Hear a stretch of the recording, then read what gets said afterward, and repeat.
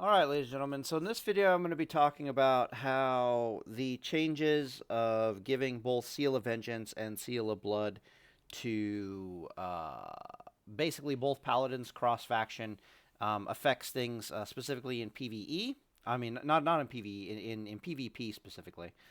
And what it basically does, in my opinion, is it objectively makes Blood Elf Paladins superior in the arena than just about any other race of Paladin that you can possibly take. And the reason for this is, let's find it here, is I just started mathing out and testing Arcane Torrent. So for some reason, the tooltip on Arcane Torrent says that I gain like 160 mana for each mana tap charge currently affecting me. But as you can see from the combat log here, for some messed up reasons, it's giving me 230 mana per charge. So mana tap, it costs you a GCD, 30-yard range, keeps the target in combat. That's also kind of a big deal.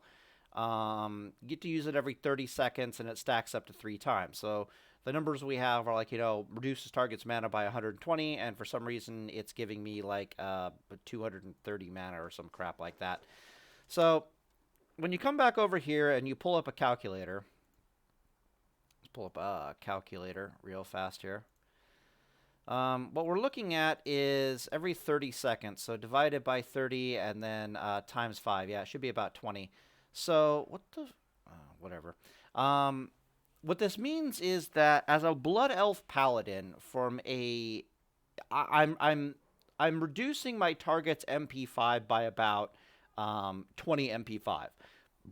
This is not actually an MP5 reduction. It's a total mana level reduction that you consume every once in a while, which gives them it back. So it might not be as potent as a minus 20 MP5. If you know how basically having Kings up or not having Kings up, it getting purged and not getting purged works on a Paladin.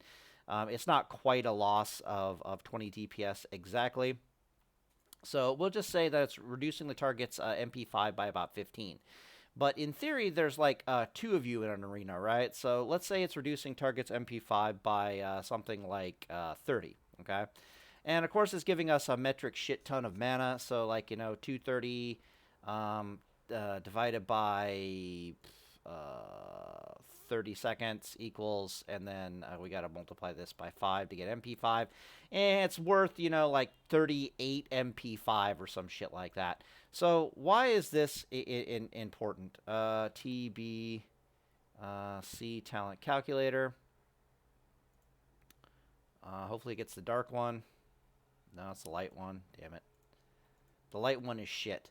I want the dark one. There we go. Paladin. All right, so there's basically going to be 2 specs that are viable in Arena. I ended up talking to Talrain quite a bit about this. I've been watching videos of Talrain and so forth and so on, blah, blah, blah, blah, blah. So the first one that is super viable is you go all the way down and you get Crusader Strike, and then you go all the way down and you get Improved Hammer of Justice, and that's basically your build. And the rest of your points are like in strength, right? It's your classic like deep rep Paladin. And this one is viable in the Arena. The other one that is probably even more terrifying than all of that, put like 3 points in here, is going to be this Holy Shock build. Let's see here. 1 point here, 3 points here. I got spare points. I don't know where I'm supposed to put. Oh, 1, 2, whatever. It doesn't really matter. You put 2 points in here. You put 3 points over here. And then you make your way down the Holy Tree. And I made videos on this already. It's like, I think the video title is like a monster TBC Paladin identified. But basically what you're doing is, I got 9 fucking points left. Oh, I don't have Holy Shock yet. I'm like, what the fuck? Increase my healing. Thank you very much. 1, 2, 3, 4, I do believe. Yeah, I knew I had a spare point around here somewhere. So I'm messing up something. What's going on? This Vindication point needs to go. Yeah, this is perfect. Okay, so then boop, and then shock. Right, got it. So the reason why this build is absolutely terrifying is you go in here and you you strip out 3 points from Vengeance and you put your 3 points in Sanctified Judgment, right? And you can go watch the Monster Paladin video identified, but basically the switch between these 3 points from here to here means you lose about 9% of your DPS. So you go from doing 750 to 850 DPS with this Holy Shock Paladin to doing only 700 to 800 DPS with this Holy Shock Paladin. Keep in mind that a deep ret pally, right? A paladin that goes pure glass cannon, like 9k hit points, nothing but offensive gemming, blah, blah, blah, blah, blah, that picks up Crusader Strike. On paper, they struggle to get over 700 DPS. They actually have less than 700 DPS against, that's actually technically not true. They struggle to get over 700 DPS on even cloth armored targets. Like even targets that are only reducing their armor by like 20% after you factor in their, we reduce your armor value by blah, blah, blah, stuff that they got going on. So it's like a clothy will have like a 30% armor damage reduction, and then they're cutting that down to like 20%. They really struggle to get over 700 DPS. So the fact that a Holy Shock Paladin is able to get to that DPS level or more is absolutely fucking terrifying. The switch between the 5 out of 5 Vengeance to Sanctified Judgment means you go from only having about 2 minutes worth of mana sustain capability. So you can sustain your DPS output and your healing output for about 2 minutes if you don't have 3 out of 3 in Sanctified Judgment. The moment you put 3 points in Sanctified Judgment, it becomes like 5 minutes of or more of mana sustainability, and that's not even factoring in life tap. If you factor in life tap, then you're starting to literally get like 7 minutes of mana sustainability or some shit like that. And what's terrifying about these builds is that you go into the arena with like 2 of these paladins. They're really hard to CC, and they're not ooming in their mana. So they basically have 2 win conditions. Win condition number 1 is they lean on you with so much DPS, because they can spike their DPS output to like 900 if they want to per paladin. They lean on their target with so much DPS that they basically can burst a target out of existence. How the burst would actually look is the target would have a little bit of chip damage on them or something like that.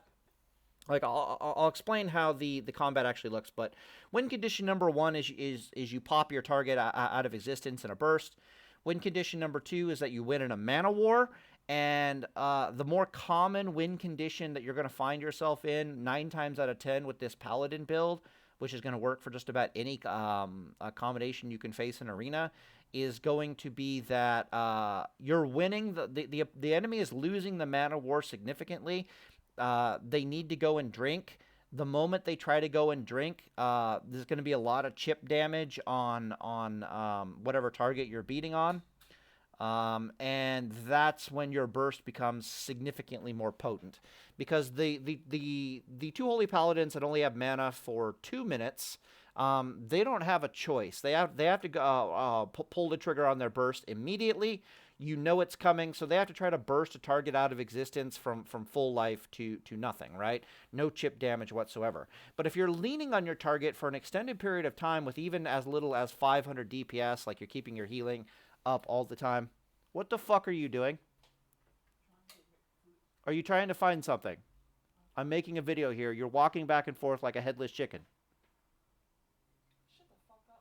My wife is apparently dancing right next to me. She's like, walk here, walk there, walk back. And you know the I can't find something dance? That's what my wife is doing right now. You okay? You need help? I'm supposed to screw off, right? And ignore the woman going, yeah. Love you. Okay, what the hell was I talking about? Anyways, I can't multitask, so I'm actually going to pause the video right now because the noise and shit is really pestering me. My wife has trained me up over the years so that if she's making any kind of noise, I need to pay attention to her. I'm pretty sure you guys know how that shit works, where it's like, you'll be playing a game, you'll be listening to music or something like that. The wife gets really mad at you because you can't hear what the hell she's saying. All right, let me pause the video until she's done. She's still over here yelling at me. Maybe it's just as bad if you have kids, right? Like little kids start walking around you, or you hear them like bashing into things and crying. You're like, oh shit, I can't focus. I can't multitask like that. It's really bad. All right, let's continue on with whatever the hell I was talking about here. All right, where was I? All right, so your win condition is, and this is kind of fascinating. So I've done the math on everything. If you guys watch my channel, you know, Lord knows I've done the math around here. But I'll pull it up just for you guys. Is it here? Is the Druid info over here? Yeah, some of the Druid info is over here. Here's spell power ratios, Holy Shock Paladins, burst capabilities, what you lose. This is back when I was looking into taking Spirit Gear and Spirit Rotation to do the mana thing. But this is what your Druids are healing for over time and so forth and so on. So the important thing to know is that a Druid, they'll have about a mana bar and a half in Arena because they've got innovate, right? I think it's called innovate, whatever.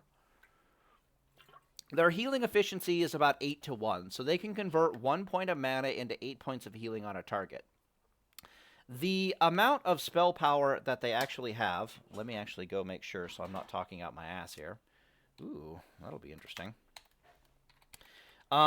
So the question starts becoming, yeah, the internet is just telling me to go fuck myself. Fantastic. This is why I hate it this time of day, you private server piece of shit, motherfucker. Yeah, go away. All right, so off the top of my head, since we can't actually pull up a Druid, Druids have, you can expect them to have maybe 30 mana regeneration per second at most. Right, like from their Spirit Gear, from the MP5, and so forth and so on. They're going to have maybe 30% mana regeneration at most in their Arena Gear. We go back over here with our 1:8 ratio, and we got to multiply this by 8. And as you can see, we'll be generous. We'll say that they're shrugging off 250 healing per second, right? Because some of these things can crit. Fuck it. You know, we'll say it's more like 250 is fine, because I was highballing a little bit. So the point I'm trying to make here is the Druid can sustain, he could with his mana sustainability, he could ignore about, let me think, 250 DPS in the target, right? Because he's pulling back 30 mana a second. He can convert that 30 mana a second into like 240 healing per second until the end of fucking time, basically, right? So he can ignore about 250 points of DPS that they're leaning on, maybe a little bit more. So if you're leaning on your targets with, like, let's say you're being super prolific with your heals, you're not being super prolific, you're not super focused on your DPS as these two Holy Shock Paladins. You're leaning on them with, 500 times 2 of, like, your theoretical 700, blah, blah, blah, blah, blah. It means that the Druid is at a 750 DPS deficit. We divide that by 8, and we'll get his mana deficit. So he's almost at 100, and we're just going to do this for the sake of simplicity. He's at like 100 mana deficit, okay? Meaning the Druid is losing 100 mana a second just trying to keep up with your limp dick DPS of 500 apiece, even though in theory we can do like 700 DPS per second and heal quite effectively. Through the use of our stuns and our consecrations, and we heal inside the stuns and so forth and so on. You can watch the other videos. They have about 9,000 mana, but again, they also get like an innervate that amount of time, which is like an extra 50%. And then we divide this by 100. This will give us how many seconds of time. So this Druid, like, assuming you're leaning on his partner, right? You're leaning on the Warlock. You're leaning on the Rogue. You're leaning on the Warrior. You're leaning on whatever the hell the Druid's partner is. You might even be leaning on the Druid himself with your 500 DPS. Our theoretical Druid boy here is going to run out of mana in about 135 seconds, which means he's going to need to start looking to drink about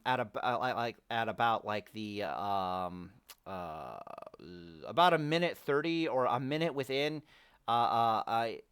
With this combat going on between the two of you, what is essentially a mana war, the Druid's going to decide he needs to go and drink. Well, the Druid can't drink because at any point in time, these two Holy Shock Paladins can just lean on their target with between 700 and 900 DPS. And that's not like subject to armor-based DPS. That's like wholly damage DPS that these two monster paladins just lean on their target with, right?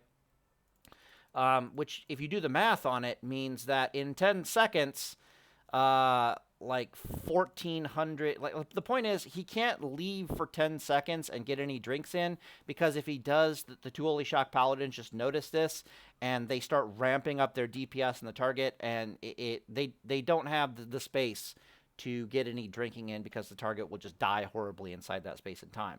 The reason why Blood Elves are terrifying at this is because they not only do they come with the Arcane Torrents, right?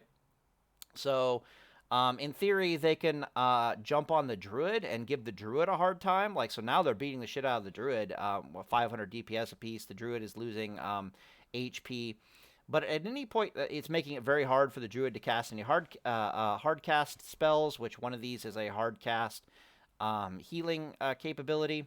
So the Druid is actually slowly dying, and they also have a theoretical burst capability of, like, 6 seconds plus 3 seconds plus another 3 seconds of silence. Like first Hand of Justice stun, second Hand of Justice stun, then 3 seconds, 2 Arcane Torrents. At any point in time, they can just roll out with like a 12-second CC burst in theory. They can also use them in conjunction with Hand of Justice, so you can get like a Hand of Justice stun, and that's your cue to roll off the burst chain, something like that. So they can have like a theoretical 14-second burst, or they can just jump on a healer that would really like to cast some hard cast heals, if at all possible. And they can either do some Seal of Justice twisting to interrupt the hardcast heals, which would actually be very hard to do now that I'm thinking about it, because you don't have the GCDs for it. But they can literally shrug off, like, they got 2 Hodges to interrupt hardcast heals. They've got 2 Arcane Torrents to interrupt hardcast heals, and there might be some Seal of Justicing stuns in there to roll the dice in between using all your CCs. It's just really bad. But despite all the utility that Arcane Torrent brings to the table, it's actually mana tap that is absolutely fucking terrifying. Because as we saw, mana tap was borderline worth almost 40 MP5. And this means that rather than ooming at 5 minutes, they're not going to oom for like 7 minutes or 8 minutes or some shit like that. It's going to be almost impossible to oom them. But even worse, they're reducing... the two of them combined are reducing the amount of mana the Druid has to play with by about, we decided it was about 15 MP5 reduction kind of a thing, right? So between the two of them, I'm going to divide this by 5 so we can actually get mana. So now our Druid, rather than generating 30 mana a second, is now only generating 24 mana a second, which means, I don't want to times that by 80 times 8, which means he's going to run out of mana even sooner, right? So in our theoretical, now it was 800 minus 192, I think that was, which means he's at a 600 DPS deficit. I divide that by 8 to get the, what the fuck? No, it was supposed to be 1,000, you dickhead. Yeah. So you're leading on with 500 damage apiece, subtracting 192. Yeah, no wonder I had the number of 800 in my head. And then we got to divide that by 8. So now he's well and truly at like 100 mana deficit. The point is, he's going to run out of mana. You're even more able to lean into the mana war game with Arcane Torrent than if you don't have Arcane Torrent, which is actually objectively kind of terrifying. You also have these silences that you can throw out, which are kind of also messed up. The human paladins are the next best paladin for a number of reasons. You get a lot of mileage out of the ability to see things inside of stealth. Like, it really screws over, like, vanishing and stuff like that. Perception is not messing around in TBC. It's got a substantial buff. You do have... what the hell is it? You have some expertise rocking around, which is nice. But we go over here, pull up our stats. This is not the right stat page. I want the one that has the dodges. Yeah, so I have recorded here from the Endless server, what they're suggesting you use for gear and arena, everybody's dodge and parry chance. Some of it's up here, some of it's down there, and there wasn't really any room. And as you can see with the dodge and parries, it's like expertise rating is really hard to find, which means that a Blood Elf Paladin, being properly geared, whether he's Holy Shock or whether he's a deep physical damage dealing Paladin, is going to be reducing dodge and parry chance by 3.75%, whereas a human will be just a straight 5%. And I put up all these numbers here to try to figure out where that's useful, where that's not useful. And you can see down here that we have Druid, right? Druid's only got a 2.75% dodge chance, which means that your expertise gear is your expertise is almost not. There's no difference between a Blood Elf Paladin's expertise capabilities if you're jumping on a Druid and like a human Blood Elf human Paladin's expertise capabilities if your target is you're trying to kill a Druid. That's really important when we get over to the Crusader Strike, a glass cannon, Blood Elf versus human. But we have other things here like Priest. It might make a difference whether you're a human or you're a Blood Elf. Some of these also make a difference, you know, here, Enhancement Shaman. For the Holy Paladins, it makes a bit of a difference because the Druid isn't your primary target. Like, you don't really care about them. You're going to be throwing damage into, like, rogues and warriors half the time. Where's the warrior? 4.5%, 10% chance to parry, blah, blah, blah, blah, blah. Maybe you might be throwing it into a Ret Paladin. So there's an argument to be made for human, but from a mana war capability, like, it's more important that the Druid's not allowed to drink. Like, the Druid is having substantial mana issues, and you're just not allowing him to drink with your DPS output on the target, if that makes any sense. And both, you could argue that mana tap, I don't know. The moral of the story is, I go over here, and you could do the math yourself, is that there's only 2 viable classes or specs to take into the arena if you want to get a higher arena rating, as near as any of us can tell at this point. The first one is you take this spec specific. Okay, so the first one is you don't have 3 points here. You put 5 out of 5 in Vengeance, and you try to blow somebody up, right? And if you're going to try to blow somebody up, the difference between having Arcane Torrent and not having Arcane Torrent is huge. Because the target you're going to be trying to blow up is the healer specifically, and being able to lock them down for a monstrous amount of time, especially if you're smart enough to do a Seal of Justice. So the kill combo is literally, assuming you're Blood Elf Paladins and you're trying to do this burst thing, right? Is you're going over there and you're stacking up Vengeance on them. This is something that a Blood Elf Paladin shouldn't be able to do, but Blizzard says, fuck you, we're going to let Blood Elf Paladins do this. So you go over there and you stack up Vengeance 5 out of 5 because it's going to help you DPS on them. By the way, 5 out of 5 under combat conditions, meaning that every 3 seconds it's ticking for about 150, which means that it's worth about 150 DPS. This is one of the things that really ramps it up from like 700 DPS to like 800 DPS, 900 DPS, that kind of a thing. So you run over there, you're not really interested in throwing your full damage complement, you're just over here to attempt to get out their PvP trinket. It's like you want their PvP trinket, you want to get Vengeance up on the target 5 out of 5, and then once their PvP trinket is done, you're waiting a full 50 seconds for your stuns to come back around, and then it's go time, right? Like, you don't have the mana to do anything else, like this is just your life. Like, you literally cannot do any other line of play, you don't have the sustain. Okay, so what you do then is you're not using Seal of Justice after you get this Vengeance on your, Seal of Righteousness. You're trying to get for Seal of Justice because you want those extra 2-second stuns at the beginning. The moment one of you gets the Seal of Justice proc on the target, you're switching over to Seal of Righteousness, you're judging damage into the target, and you're all in, right? Like, you're not refreshing Vengeance anymore, you're just all in, all right? And your all-in is going to look like, 2-second Seal of Justice stun, 6-second Hodge stun, 3-second diminishing return Hodge stun, 2-second silence, and then diminishing return 1-second silence, for a grand total of 14 fucking seconds that this Druid can't do shit. Okay? 14 seconds that the Druid can't do crap, and you're just trying to burst him out of existence in that amount of time. Odds are very good that you guys are able to lean on them with at least 800 DPS apiece with this spec, despite peels and anything else the opponent is trying to do. You might even be bubbling. Bubbling is a little bit of an increase in DPS increaser over whatever, blah, blah, blah, blah. So 800 times 2 times 14. This is a dead druid. Like, I've actually got math on it over here somewhere. But this druid is gone. Do not pass go. Do not collect $200. Where is the math? Over here somewhere. Yeah, no, I don't give a shit.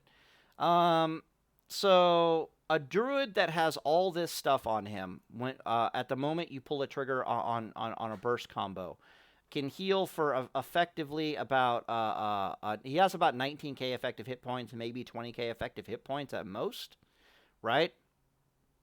And the problem is, during the 16 seconds, certain things are going to start falling off. Like, this hot's going to fall off. This other hot's going to fall off. This is kind of calculated inside this burst over here of 19k. You can do the math if you want to yourself. But 22,000 hit points to a 19,000 effective hit point target, they're gone. They're absolutely dead. There better be the peels of the century not to kill this druid. So Blood Elf Paladins can absolutely have an almost guaranteed killed combo on a druid in the burst if they want to.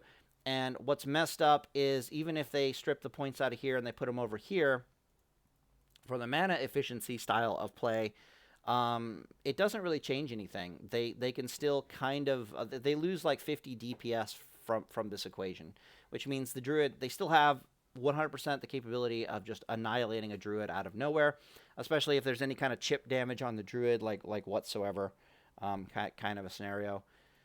So Blood Elf Paladins might be objectively the superior bursters. But then we look at the Mana War perspective, and then they kind of also become the objectively superior Mana War Paladins.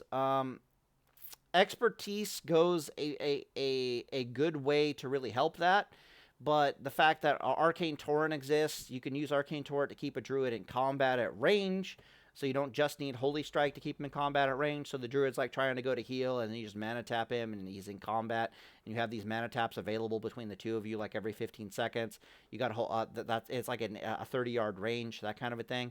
They're going to be objectively superior at engaging a target in a Mana War. Personally, I don't think it's going to matter, right? So you're still perfectly fine being a human paladin, because it's even though they're objectively superior, it's just going to make their life a little bit easier. This paladin is such a monster Holy Shock Paladin build that it's not going to matter in arena too terribly significantly whether you're a Blood Elf or a human.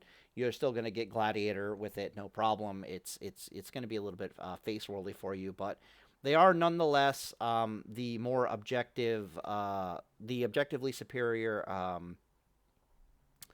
Holy Shock Paladin now that they have access to Vengeance, at least in the arena format. You will also more than likely win the mirror matchup. So if it's Sustained Holy Shock Paladins versus Sustained Holy Shock Paladins, then the mana tap alone is going to, assuming you can't cleanse it off yourselves, even the cleansing is costing mana in GCDs, so it's problematic, is going to make them theoretically win the matchup. It's going to be more about the fact that they can burst one of the paladins out of existence every now and then. That's going to be the kicker here. But it might just end up in this weird place where you just can't kill each other, right?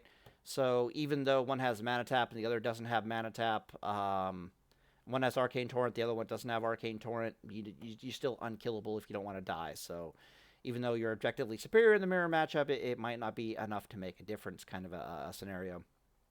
So anyways, for all the PvP tryhards out there who are interested in going the Holy Shock route, Blood Elf is going to be better.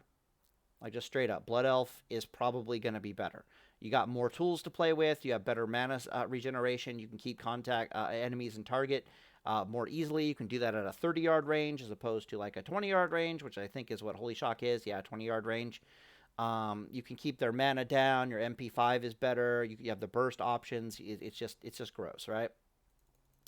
Then we come over to the Ret Paladin style, which I'm just going to throw points in here until we get down to Crusader Strike, because you're just going to put points in here until you get to Crusader Strike. This is your life. Keep some mana efficiency here. Oh, did we make it to Crusader Strike? Why is this not? Oh, because you need to repent. Okay. I was wondering why that wasn't lighting up. And then the rest of your points, of course, are used to make your way. Improved Blessing of Freedom is kind of a big deal. Kings is also absolutely amazing. This is not super important. You could probably... I just want to show you can make your way down to improved Hammer of Justice over here, and then a little bit of stun resistance, that kind of a thing. This might be better for your party, though, but then again, you have the Blessing Aura over here in theory, so it's like, whatever. But you can make it all the way down here and pick up improved Hammer of Justice. Maybe you don't put points in Stoicism. Maybe we throw some points in Strength or something. But this right here is a big boy as far as what you're doing. So the fact that you have Arcane Torrent, let me tell you what I'm noticing when it comes to... okay. So I had a chance to talk to Talrain yesterday. We tried to do a Palicast. We ended up succeeding in doing a Palicast, but my recording ended up getting... messed up, so we'll have to redo the Palicast episode, but we talked about a lot of stuff. Some of the things that we talked about were Crusader striking Paladin, why Seal of Blood isn't really a thing in Crusader Strike Paladin Arena when you're paired with a Shaman. It has to do with the fact that you're far more interested in twisting Seal of Justice, and just listening to him talk and us theory crafting back and forth. I think I have it in Discord over here, so you can take a look at our weirdo ass conversation. Oh right, my internet's not working. Ugh, whatever. Oh, or is it gonna work? Okay, but it dawned on me that it's actually not. Yeah. So I'll scroll down here real fast. Yeah, got our conversation on the subject. I'm not sure where it stops or where it ends. Yeah, we're talking about haste and purges and stuff like that, and just the theory crafting in general. But I guess I'll turn that off for now. Anyways, I came to a weird conclusion, and Talrain didn't really push back on me for this, so it might be an accurate conclusion. So everybody's talking about being paired with a Resto Shaman being awesome for the main reason being Wind Fury.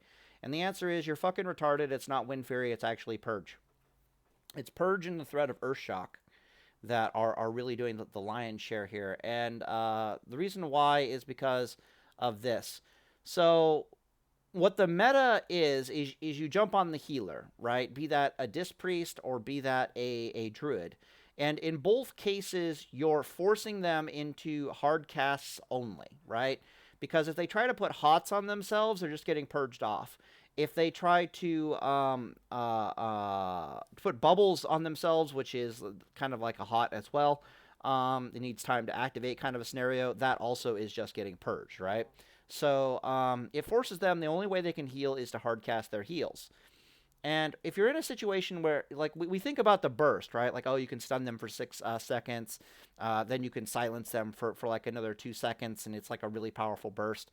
And in theory, your burst might be, I twist Justice stun for 2 seconds, and then if I get the Justice twist, awesome. Now I'm going all in on a Wings kind of a scenario, into a Hodge, into an Arcane Torrent, that kind of a thing. But to be perfectly honest, it's the fact that the Druid can't heal and cannot get away from the Paladin that is the fucking problem, from the Druid's perspective. Okay, so I'll put it out to you this way, right? You're a Druid, your hots don't work anymore, you're a Disc Priest, your bubbles and shit don't work anymore. If you want to heal yourself, you have to do it with hard cast heals. How the fuck are you supposed to get a hard cast heal through a thing called Seal of Justice twisting, right, with Seal of Command, right? Those fucking stuns will interrupt your heals. If and when those stuns fail, this combination of Paladin has at their benefit Arcane Torrent, right? That's still there. They've got, what is it, HOJ, right? Hammer of Justice, that can be thrown out. And then there's a theoretical Earthshock around here, right? How the fuck are you supposed to get any hardcast heals in under these conditions? One sec, I gotta pause the video real fast. Okay, back. All right, so yeah, so Earth Shocks are coming out every like 5 seconds in theory, or they're available every 5 seconds. They interrupt your spell school for like 2 seconds, which is incredibly annoying. So, and then you have pushback issues when you're even trying to get off a heal, right? Well, not really, but it is kind of there, right? So maybe you're 2 seconds into your hard cast heal, and not only that, you have to come out of bear form, which means you're taking way more fucking damage from this goddamn paladin. Or you're trying to cyclone or some shit like that, and they just have so many tools at their disposal to shut down whatever the hell you're doing, and things are getting scarier and scarier as time goes on, right? Because you're taking more damage, so it's really hard for a druid to get the space and the distance and just what they need to heal themselves. So we focus on the burst that you're trying to do with like Wind Fury Totem and so forth and so on. But from the Druid's perspective, what is absolutely terrifying to them is that they can't really hard cast anything, right? Their pushback immunity is specifically for what the hell, healing spells. I don't think it works on cyclones, so they have to time their cyclones inside of your auto attacks. And God help them if that's when you're planning on Crusader striking, you know what I mean?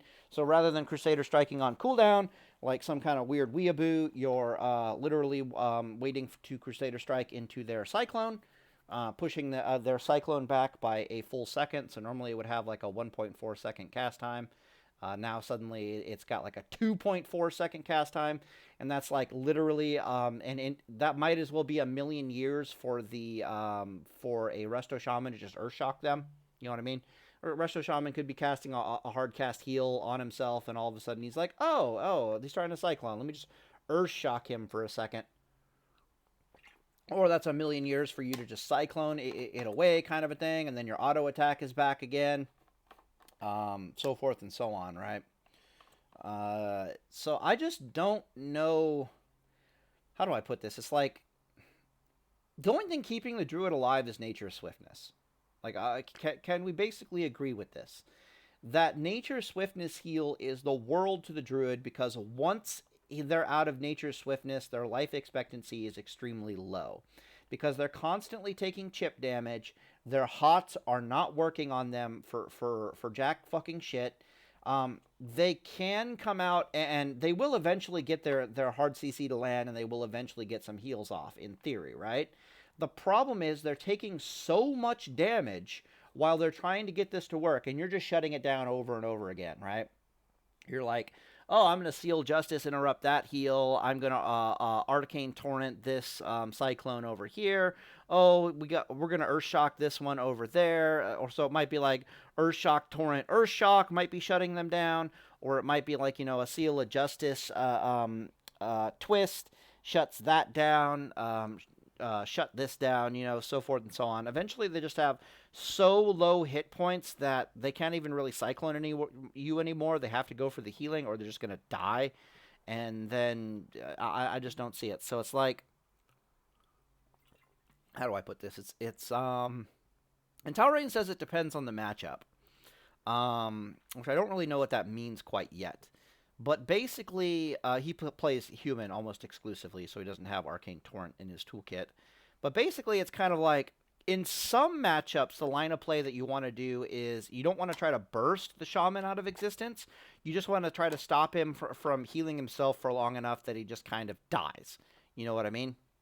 So it's like, yeah, he finally gets the Cyclone off, and you're like, Trinket.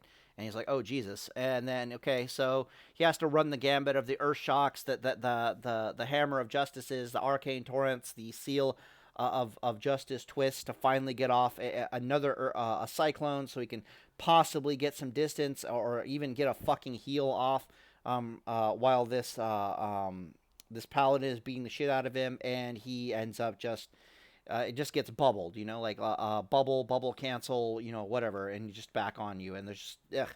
So it's kind of like, you can either look at it from I'm going to try to burst the Shaman out of existence perspective, or you can look at it from let's just grind this not Shaman, let's just grind this Druid into pulp.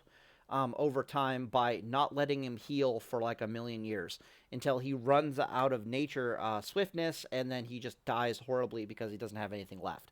Kind of a scenario. Because he's just running out of hit points. And he's just going to die in teddy bear form is basically what's going to happen. Just because you just can't heal. Yes, I'm still making a video. Are you done? Definitely not yet. I'm going to pause the video real fast. Alright, let's see here. Right, but Arcane Torrent is doing a lot of work here, right? Because it's just one more thing you have. It's actually like two more things you have every like 2 minutes and 30 seconds, give or take, to just not let a Druid Cyclone or heal you, or heal themselves effectively, right? There's also an argument to be made potentially for, let me think. Is there an argument to be made? No, because they'll just shift out of it kind of a thing. I was thinking maybe Frost Shock, but they'll just like shift, and then, you know, whatever. Yeah, so they're going to really struggle to get away. It's kind of interesting. Which makes lines of play for the Resto Shaman kind of fascinating. Because you, how do I put this? It's like,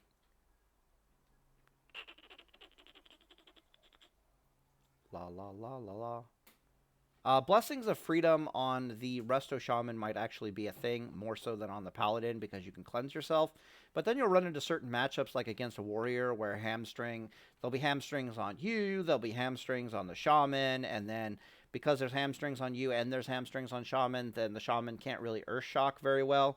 Like, Earth Shocks will be available, but inconsistent, as the Druid is running around trying to both stay within healing range, or try and, yeah, you get the point. But then you have certain other matchups like Rogues, where if you really want to work the Earth Shock it becomes super good to try to use Freedom more on the Shaman than on yourself, because you can always cleanse yourself, but then Shamans can also remove poisons and stuff too. But it just keeps the Shaman super mobile. Which means if the Shaman can Earth Shock the Druid is in a real tough spot, kind of a thing. So it might be interesting to look in certain lines of play, and I think certain arena environments, like literally depending on what type of arena, what type of LOS is available, this is a viable line of play. But yeah, you're not doing a lot of Seal of Blood twisting. You're doing a lot of Seal of Justice twisting. You just don't have the GCDs for Seal of Blood very much. But then I go and I look at, like, racials, and, like, what racials are good, what racials are bad, and blah, blah, blah, blah, blah. And what I'm seeing is, it's like, why would you be a human over a Blood Elf if you're planning on doing the Shaman, Glass Cannon, Crusader Strike Paladin? And the answer is, you're just better as a Blood Elf, right? And it comes back, a lot of it comes back to our dodges and stuff that we had over here. So it's like, you could try to argue that the expertise rating is a big deal. I don't want to say that piece of shit. God damn it, why'd I keep pulling this up as if it is the thing? You are not the thing. You are the thing.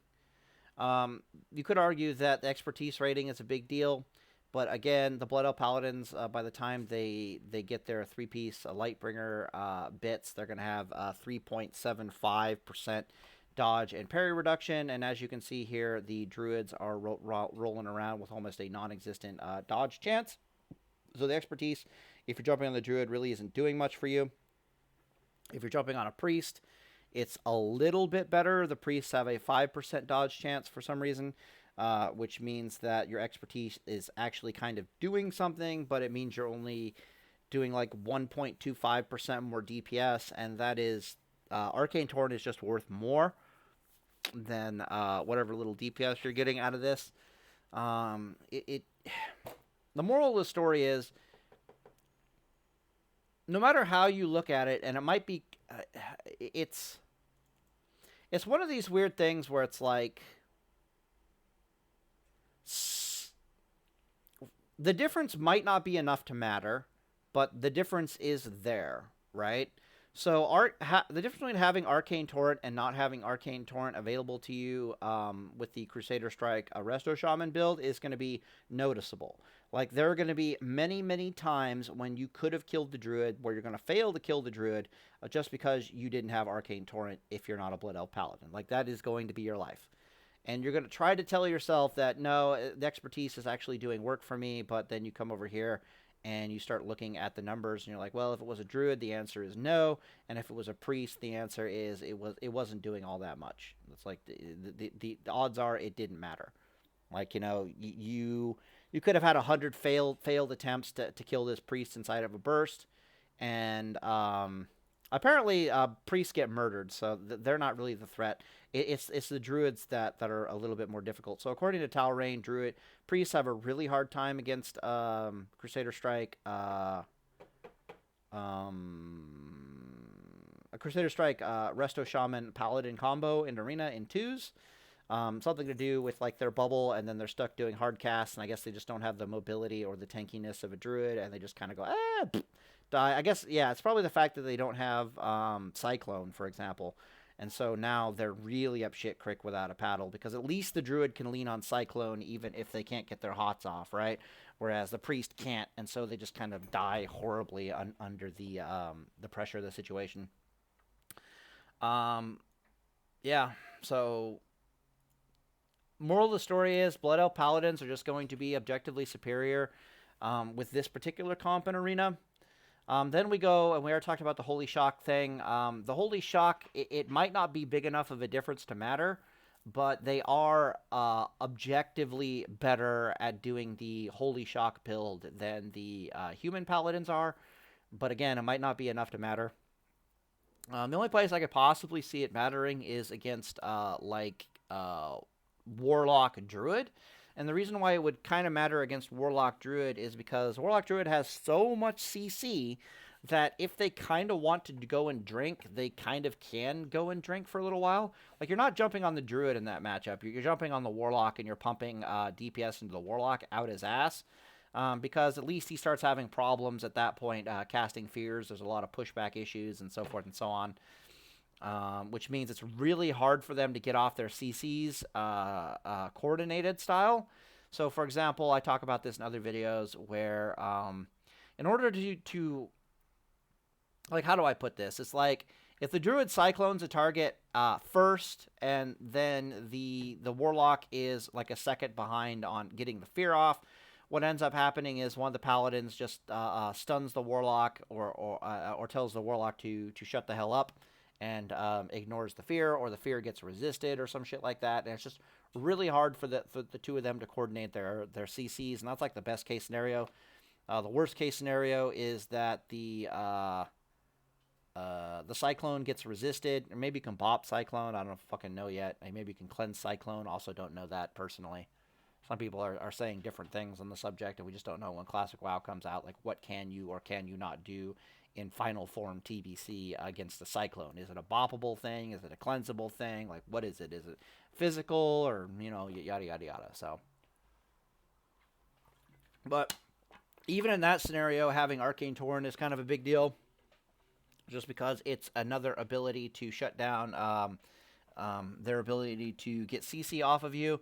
Mana tap is a much bigger thing because you can keep the Druid in combat, so you might see him trying to go for a drink somewhere, and the last thing that happens before he turns the corner to LOS you guys and try to get his drink on is you just mana tap him, so now he's stuck in combat for another 10 seconds, 30-yard range, right? And then you just lean on the Warlock with like infinite DPS, and then you just kind of it forces him to come back, right? He can't drink. There's too much DPS there. They're trying to get their drink off with their use of CC, but there's a really good chance that Arcane Torrent will shut that down, or your DPS will just shut that down pretty bad. Worst case scenario, if they do start getting some drinks off, you are reducing their MP5 by a significant number compared to any other type of a Paladin. You do a little bit less DPS, but again, you're like, oh, I have expertise. Well, technically, that build still wears the expertise gear. So the Blood Elf Paladins are still reducing The human paladins they're reducing dodge and parry by 5%, and the blood elf paladins are reducing it by 3.75%, because you want the expertise, because you are a melee paladin. The locks don't really care. It's not going to be that big of a deal. So human expertise isn't doing too much for you. Against other classes, it's a little bit better. So, for example, against rogue, it's definitely worth it to be a human. Rogue Druid, but that comp is going to have issues of its own. Against Warrior Druid, you're going to have a bit of an advantage as a human. The Arcane Torrent is not going to really be that. So it's just, from what I'm seeing, it's like the Blood Elf Paladins are objectively superior, but it might not be enough of a superiority to matter, kind of a scenario. So it's like potato patata kind of a thing. But that's in the Holy Shock style spec. If your plan is to go Crusader Strike with a Resto Shaman, then Blood Elf is definitely the way to go. There's really no ifs, ands, or buts way around it. Blood Elf is definitely the way to go. The nice thing about it, however, is that Holy Shock build, whether you're human or whether you're a dwarf or whether you are a Blood Elf, it is so potent and so powerful and so theoretically, objectively superior to even the Crusader Strike build that all you need to do is find another Paladin, get some spell power gear, walk into the arena, and you're probably going to be in A-class comp, as long as you're not being stupid, right? Like, you're not letting your health bars fall too low. You're just taking your time. You're leaning on them with as much DPS as possible. You know when to burst. So part of the big thing about bursting, right? So if you notice, I did most of the math. What I'm trying to say is that if all you want out of Arena is to get Gladiator, like, you don't care about anything else, you don't care about the spec, the style, the play style, or anything else, just take the Holy Shock Paladins, go in as 2 Holy Shock Paladins who don't run out of mana in 2s, and you'll be perfectly fine. And to be perfectly honest, because of how powerful Purge is, not so much how powerful Wind Fury is and how annoying Earth Shock and stuff is, a super deadly comp might be 2 of these Holy Shock Paladins that don't run out of mana, plus a Shaman of your choice, be that an Elemental Shaman or a Resto Shaman in 3s, because the 3 of you are never going to run out of mana. You're technically 3 healers if you are forced to heal yourselves. So, for example, if you're going up against Rogue Mage Priest, for example, Rogue Mage Priest are going to have mana issues. Right, they don't have heal issues, but they have mana issues. The 3 of you can just be like, go in with a battle strategy of, okay, for the first 3 minutes of combat, we're just going to be super tanky. We're going to prioritize healing ourselves. We're going to use Holy Shocks for healing ourselves. We're going to make sure that they can't burst us out of existence. Those Paladins have 11.5k HP in their builds, by the way, which is a metric shit ton more HP than things normally have. In Arena, like, normally things are running just shy of 11k, or they have like 10k hit points. So you're quite tanky, is what I'm basically trying to say. And you just lean on them with the mana issue. They have mana issues, you don't. Like, that team comp has mana issues, and so 3 minutes later of you guys just pretending to be 3 fucking healers for the vast majority of time, like, oh, we'll judge damage into you, but, you know, we're only maintaining about 500 DPS here per Paladin, and the Resto Shaman might just be healing the entire time, or trying to pump out doing some shocks and stuff himself, you know, shocks and melee attacks and so forth and so on. Just be smart, you know, is what I'm saying. Is like, if you don't know what to do in an arena comp, the best thing to do would be to spend the first 3 minutes of the arena battle just being tanky. And the reason why I was talking, like, we have 700 to 800 DPS in these builds, but the best thing to do is to lean on the target with only about 500 DPS and use the rest for healing. And the reason for that is because the Druid's going to have to go and try and drink no matter what. Right, like they cannot sustain 1,000 DPS on their arena partner for any real length of time. Eventually, they're going to have to go and drink. That need to drink might come at the 2-minute mark. It might come at the 3-minute mark, depending upon, like, their spec or how much spirit they have, or MP5, or blah blah blah blah blah. But it's going to happen eventually. They're going to have to go and try to get a drink in, and what's literally stopping them from drinking is the fact that at any point in time you can lean on the target with as much with near maximum amount of your DPS. So even if you spike it up to only a mediocre amount of DPS on the target, like 700 times 2 paladins at 1400 HP loss DPS for like 10 seconds is anything in the game dies. This number is anything in the game is dead. The only thing that's not dead is an Argent Defender Paladin, right? Everything else is dead, which means the Druid can't fuck off and go drink. And the whole what's allowing you to just go full DPS, full retard into the target for 10 seconds is the fact that you've been very conservative and you've been keeping your HP up the entire time by having 500 DPS in the target. So the point is, you just try to keep your HP as high as possible. You lean on them with as much DPS as you can muster as possible. Eventually the target will need to go drink. That's when you just spike your DPS all of a sudden. They go, oh shit, I can't go drink or my partner's going to die. So either their partner is dead or they gave up on their drinking, which means eventually you're going to win. Like, there's no real way to beat these I don't run out of mana holy shock paladins. The only ones that even have a theoretical chance of doing it are like Druid, Warlock with their CC. And what's going to happen with them is the best case scenario for them is it's a draw, right? Because they can't kill you. They literally cannot run you out of mana. They cannot possibly do enough DPS to overcome your mana regeneration. Your mana regeneration is absolutely insane. If you go and you watch the video, I do like a mana regeneration test. Like, let's say you just completely give up in the fight on ever trying to, when you're versus a Druid and a Warlock, they've already proven that they cannot be killed. And so you're just like, okay, fine, whatever. We'll just go into we can't be killed either mode, and we'll flip a coin on who gets bored first, or who has enough time to stay in this arena for the longest. I don't know why you'd want to do that, but you know, it is what it is. I think I did the math, and it was something like, yeah. So you end up regenerating like 100 mana a second or some shit like that. So these paladins just chilling end up regenerating like every 30 seconds. You regenerate like 3,000 mana or some shit, which means you're regenerating like 100 mana a second. 100 mana a second regen means that you can the two of you, and that's per paladin. Like, this is the problem, right? There's two of you, so there's two of you doing 100 mana per second. So we have to multiply this by 2, right? So between the two of you, you're regenerating like 200 mana a second. This is if you're judging Seal of Wisdom and you're using Seal of Wisdom, and then you're just beating on something and you're just like, okay, whatever, 200 mana a second. Your healing ratio probably isn't quite as good as a Druid. I think it's like 7-to-1. You do have, you gain mana back from your crits, and you get free crit heals every 2 minutes between the two of you, and so forth and so on. So your healing ratio isn't actually all that bad, but we're just going to say it's like a 7-to-1 heal ratio, and then you're doing 200 mana a second. You can shrug off 1,400 DPS until the end of time, and it's probably more than that, right? So if it was 2 Holy Shock Paladins versus 2 Holy Shock Paladins, you guys just can't kill each other. Like, you just objectively, literally cannot kill each other, kind of a scenario. So, very interesting. So the best they can hope for is a draw kind of scenario.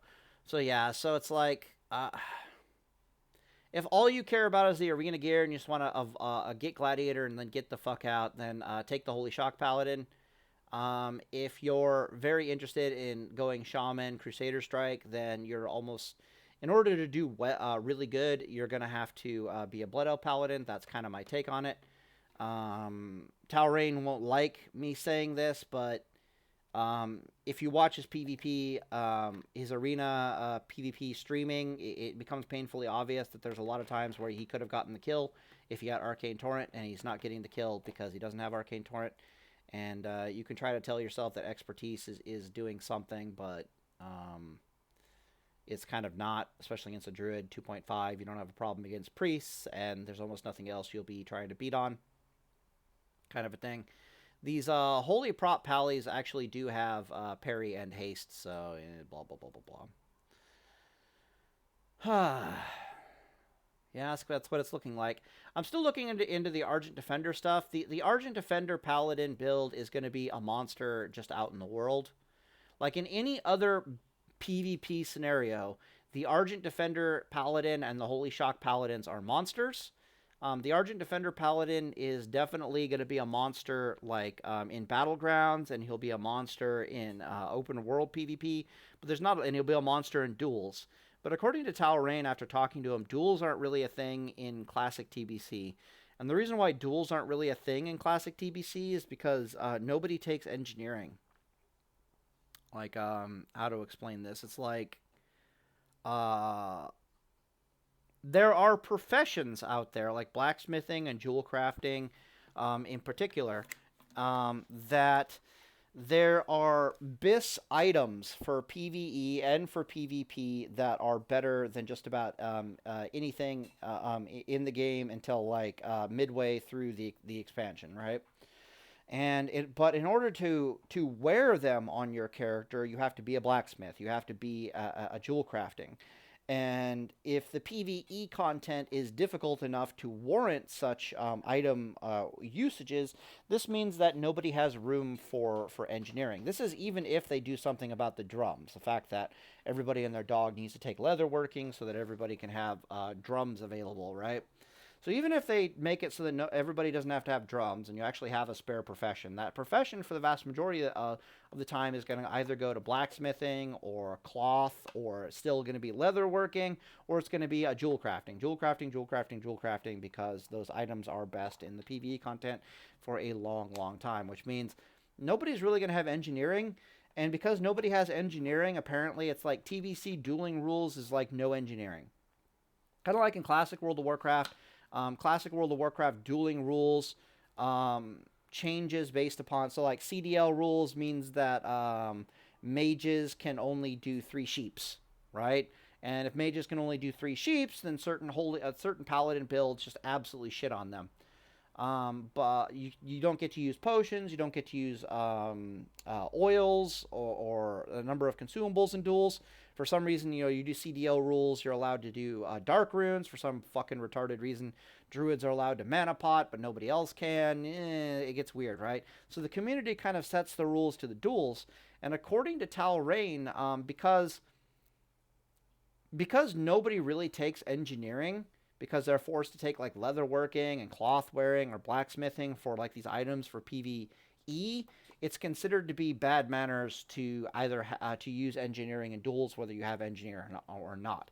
In BGs, you can still use engineering, but BGs literally don't matter. You just do it for fun. So, yeah, that's nice. And of course, World PvP doesn't really exist like it does in Classic World of Warcraft, because anybody can just CC anybody else and just get on them out and fly away. Hell, you could probably like Goblin Rocket Helm somebody. Not even Rocket Helm. I guess it would be Viking Helm, right? Yeah, you just Viking Helm somebody and just run away if you have to. It's mount up and go away. So it's like just about, there's almost no class in the game that can't just run away from World PvP if they really want to.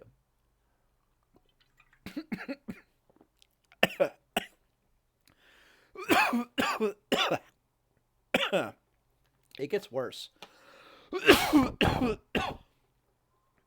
Damn it. I took a drink of water, and that was totally the wrong pipe. Inhaling it. Damn, all right.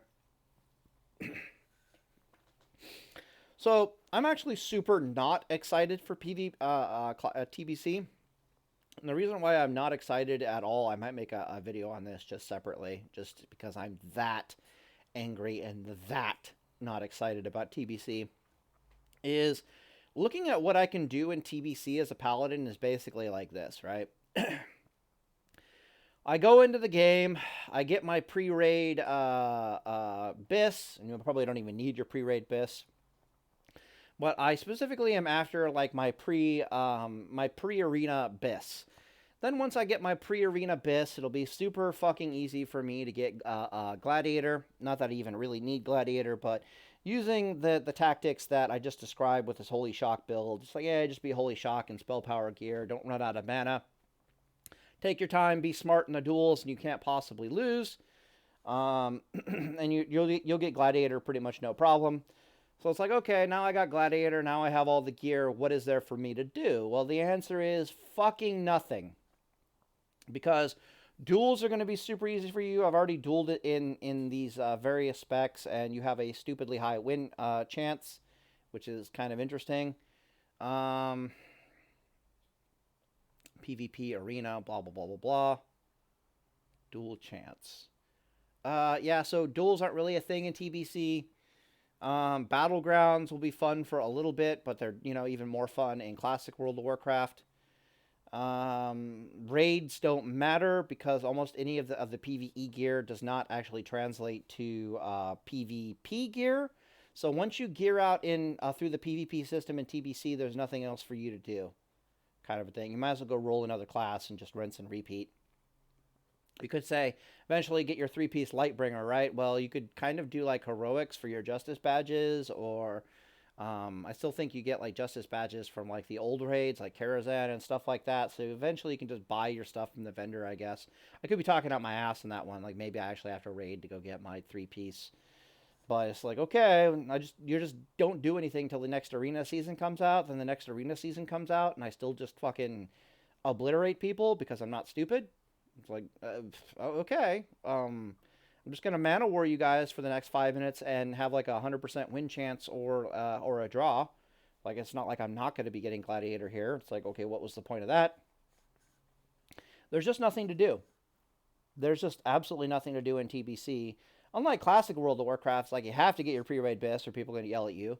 Then you're gonna be doing, almost doing Molten Core until the end of fucking time in TBC, because you're never going to get either all the gear out of Molten Core or you start doing like GDKPs, that kind of a thing. And there's just so much more you have to do in Classic World of Warcraft, and then you have to go try to make gold out in the world, and then you get into the world PvP, which is actually a lot of fun in my opinion. Duels are a lot of fun in Classic World of Warcraft. There's more of an ocean of depth of gear. Life is just more interesting in Classic World of Warcraft than it is in TBC, so I'm just not looking forward to TBC at all, to be perfectly honest with you. The theory crafting on these paladins is almost complete. To be perfectly honest, we found at least one monster paladin build in the Sanctified Judgment that you're going to be able to get to Gladiator almost no matter what. Even if you're an unskilled player, Sanctified Judgment, 2 of them, paladins, just don't be stupid and take your time in arena and you're going to win. I just don't know. Yeah, but it's what it is. So I'm just looking forward to fresh classic servers. I probably won't be playing TBC, to be perfectly honest with you. It's just not going to be enough for me to do. Anyways, I'm going to end the video here, and day is fault, boys.